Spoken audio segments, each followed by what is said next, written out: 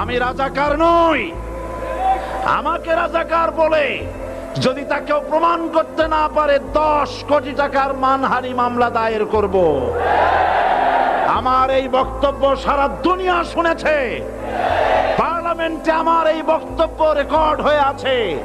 সেদিন 3 শতাধিক পার্লামেন্ট মেম্বারের কেউ আমার চ্যালেঞ্জ গ্রহণ করেন নাই। যে কোনো ব্যক্তি পার্লামেন্টে গিয়ে আমার বক্তৃতা দেখে আসতে পারেন।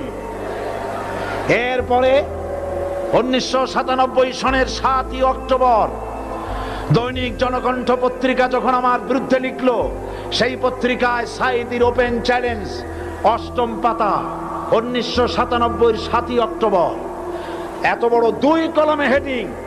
সেখানে আমি বলেছি, বাংলাদেশের সকল সাংবাদিক, গোয়েন্দা বিভাগ, বাংলাদেশের সকল বুদ্ধিজীবীকে আমি আমার পিরোজপুরে আমন্ত্রণ করছি।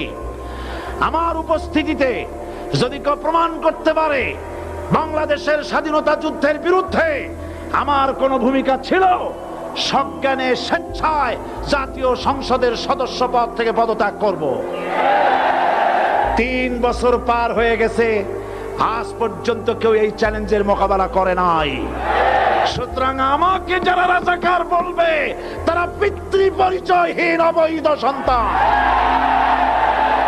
1971 সনের, শোনো মুসলমানেরা, 1971 সনের কোন কাদা সাঈদীর গায়ে লাগে নাই। আমাকে রাজাকার বলে জনগণ থেকে বিচ্ছিন্ন করবা, জনগণ থেকে আমারে বিচ্ছিন্ন করা যাবে না। কারণ এই জনগণ আমার জন্য আসে না, এই জনগণ আসে আল্লাহর কোরআনের জন্য।